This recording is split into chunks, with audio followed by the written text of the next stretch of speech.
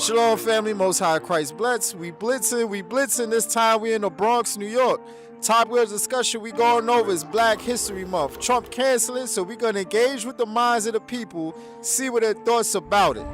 Shalom. We're following breaking news from Washington, where as part of President Trump's pushback on diversity and inclusion initiatives, NBC News has learned that the Defense Intelligence Agency has ordered a pause on all events related to MLK Day or Black History Month. What we're seeing is that in this particular agency, the Defense Intelligence Agency, there is a memo that has been distributed to staff members making clear that the agency will not support any celebration, commemoration, events associated with Black History Month, Martin Luther King Day, and so forth. Donald Trump has now ended Black History Month and all celebrations that are not, I guess he's not honoring them as federal holidays anymore. How you feel about that? I'm not really into politics like that, but like I said, I was raised in this community. I was raised in a Black community. Everybody here is basically my brother and my sister. And I was raised around being celebrated. Black History Month was a very appropriate thing. Like, we would have house parties and all to celebrate Black History Month. And the fact that he did that, it hurts me because at the end of the day, this is one of the biggest community out of the United States, is New York, the Bronx. And for him to do that, I feel like it's up. Even though I'm not into politics like that, but it's really up that he did that. And I'm very against that. Why you say that? Because I'm Black. Even though I'm Spanish, I'm not white. And I think that's not right. I think that's against the race. I mean, it's a slap in the face of the people who built this country. And you know, there's going to be a reckoning, I believe. You know, God is not going to allow this to happen anymore. So this unity is what's going to keep us together. So as long as we remember that, we'll be good. It ain't fair? Why you say that? Because we all deserve to have something for 4th of July, exactly. So Say that again? like, for example, they can't take away something that's been happening, like, for example, like 4th of July. We have that, and that's basically for, like, Americans, so why can't we have something that we deserve? I like that answer. What about you? How'd that make you feel? Disrespected. I'm not jacking that. I mean, I didn't know he did that. You know what I mean? Like, I didn't know he did that, but no, I'm not appreciating that.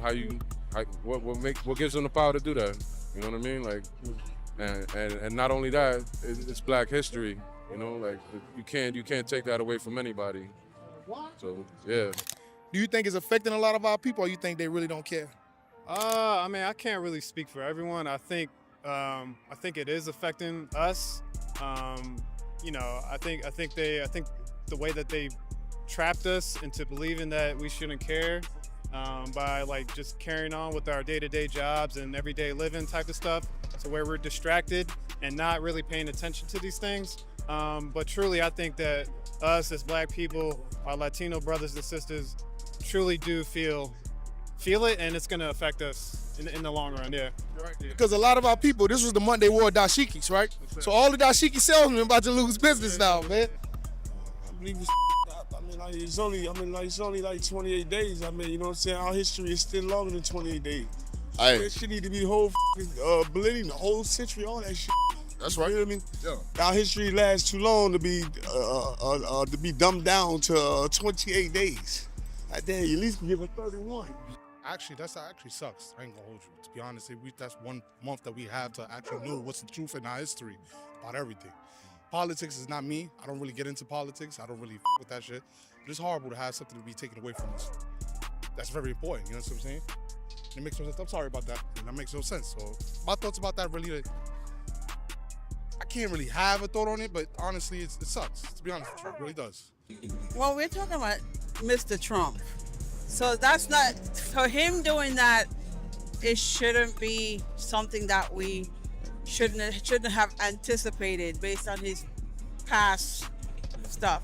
I do think it's a disservice to the country because Blacks and other culture contributed more to this country than I think that he has done.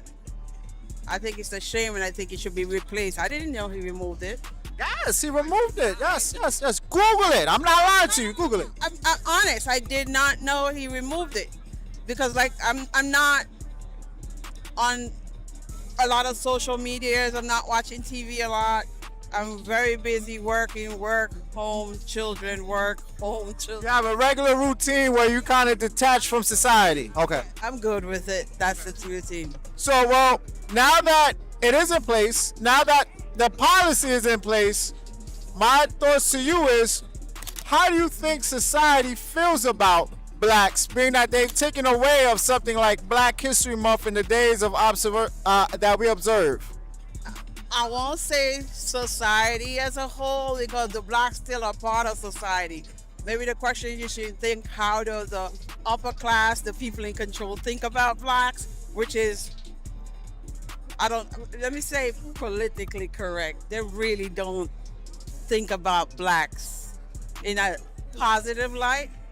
Yeah, it's negative. I want to say something else, but Say it. I mean, I have children who are minors. So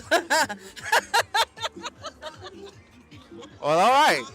They don't care about us. To be honest with you, they really don't care about nothing. About money. Everything is just about money. That's all it is. They don't care about no race. They don't care about nothing. Just money.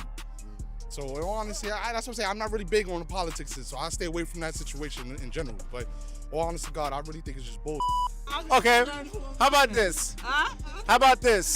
What can we say for the next generation to come now that it's been removed of Martin Luther King Day, Juneteenth, Black History Month? What can we say? How can that affect the generation to come? it's gonna. I feel it will affect the generations to come in that it's making them feel that their culture, that their skin, that they're not anybody, which is not true. So the next generation need to educate, need to learn, need to organize, and really vote more and collect themselves together. Even though I'm not necessarily on board with some of what these individuals are saying, I like some of what they're saying because they're organizing. Okay. And you just have to organize and stop buying from us, dealing with us, almost like the Malcolm X type of stuff, so that, you know, to show our presence, that we matter. I think they're gonna start forgetting about it because sometimes the youth already doesn't respect certain things, you know, like history and stuff like that. They don't really understand it, so they probably won't respect it until they learn. So if it's removed as a whole, they're not gonna care about it at all. I feel like we probably need people that care about it inside of the government, like people that will support things that we support. Because if everyone's gonna go against it in their in the government, then we don't have a chance for it. So what can we expect then for the next few generations? Nothing. We cannot expect about anything. What this government has done is going to affect us at least for 20 years to come. Dismantling government that has been built for 200 years, you dismantle it in, 50-something days? It's going to take us forever to get back to where we were. It wasn't a perfect government, but it was a government that was in place, and surely it took us long enough to get some rights that right now we're not gonna have, unless the young people get their act together and stop thinking about social media and being popular and start acting up and getting more involved in politics. You know, let me ask you this, because you said you wasn't aware of what happened, what Donald Trump did. How about this? When Black History Month was in place, did that affect did that affect you at all? Did that make you feel better? Did that make society feel better when we had those things in place? It made me feel better because it highlighted Black achievements, and it put it on the map so that young children could see that we are not the nothing that they want to say that we are. So that, yes, it did make me feel better about that you could learn about what Black accomplishments are, what they're doing, because it's not being taught in the school.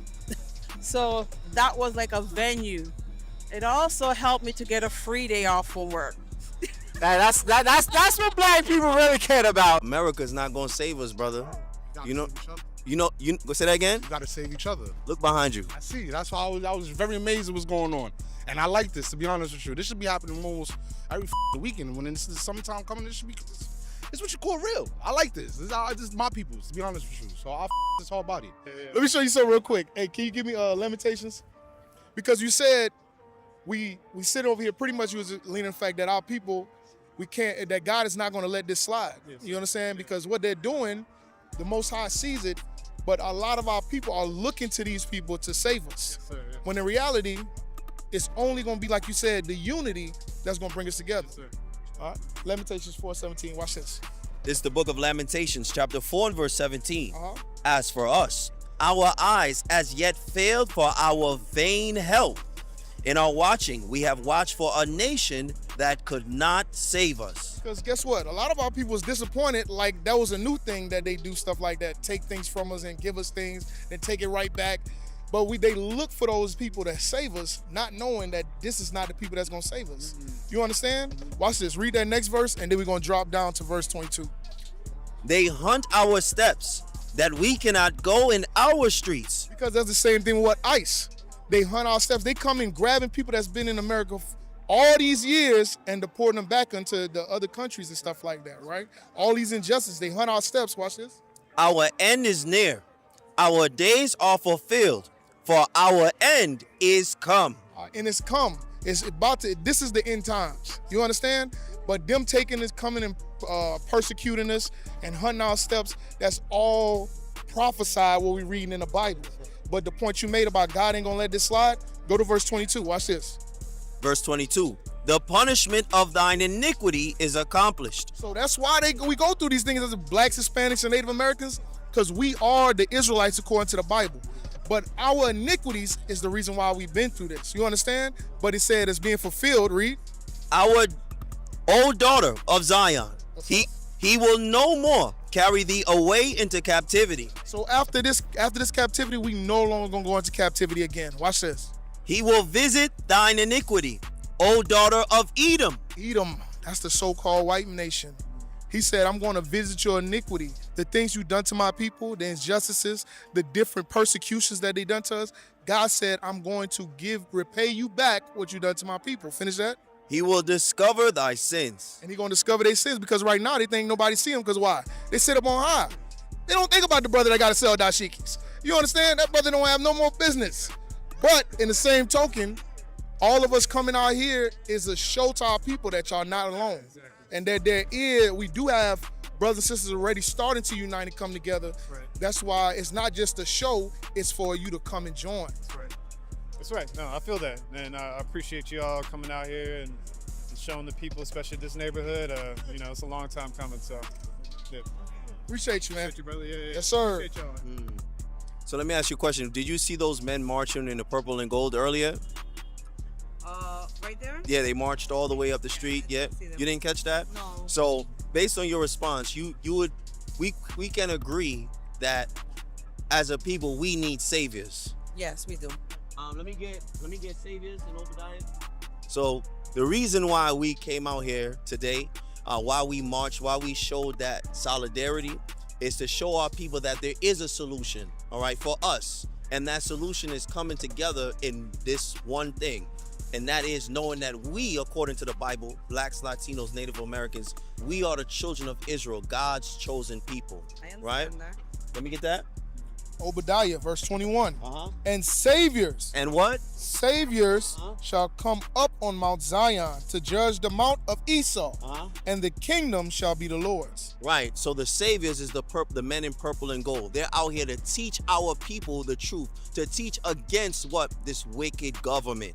This wicked government. This government has used religions against us. That's how he got into government, using religion, using the weakened people that really want to take the Bible to, how can I say this in a nice way, to the T.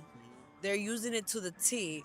And a lot of the stuff they're using against us isn't in the Bible. Yes, but they're not using it appropriately. Right. And that's how he got into power, using the Bible against us.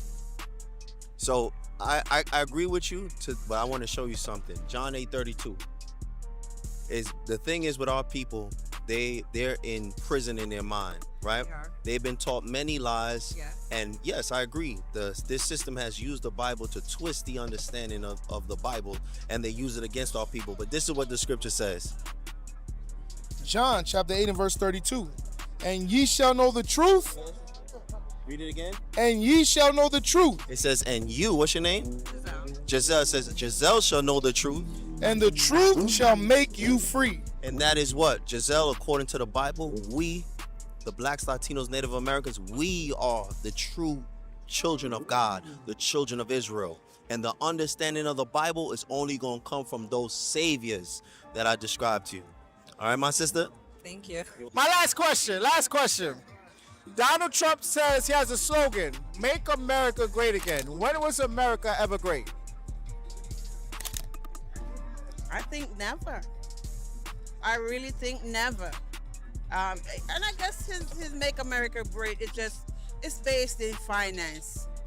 It's just based on monetary gains. It's not, and I think he's talking about the 1%ers, those who have it.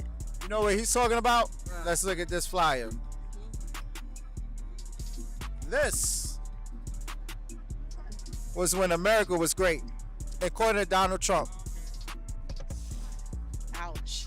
Yeah. Let me before I let you go, I want to give you one scripture. Is that okay? Isaiah 1:3. Oh my God. It's for my sister. Nah, we ain't gonna be screaming at you. Come on. We love our sister. It's all right. Isaiah 1:3. Isaiah chapter 1 and verse 3. The ox knoweth his owner, and the ass his master's crib. But Israel do it not know. My people do it not consider. So when the Bible's talking about Israel, we're going to flip back to this flyer. The 12 tribes of Israel today, you have the American blacks, the West Indians, the Haitians, the Puerto Ricans. They don't consider who they are today, their nationality, their identity, their heritage. And this is not to get on you, my sister. But look. When I asked you, did you know Donald Trump got rid of Black History Month? You said, no, I didn't know. But and it's not to attack you, but it's to say, hey, our people today, we're not considering of what's going on. So I don't know if you think I'm trying to tell you. It's just showing. No, I'm able to take criticism. Okay. Well, it's just showing you that good. It's showing you that the Bible's a true book because we're not considering what's going on. Like another example, you have the Hispanics being deported. We're not considering as to why it's going on. We're just in shock and belief, but not into considering of why it's going on. So what we're doing is we're trying to enlighten our people. And I believe that's what those gentlemen was trying to do. Was trying to enlighten the people. Okay. All right. So it does. We are. Different views. Okay. Ourselves a little. Okay.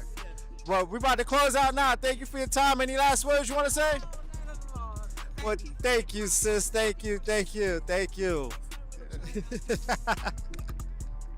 Shalom. I hope y'all liked. I hope y'all enjoyed. Remember, like, share, comment, subscribe. With that, we say shalom.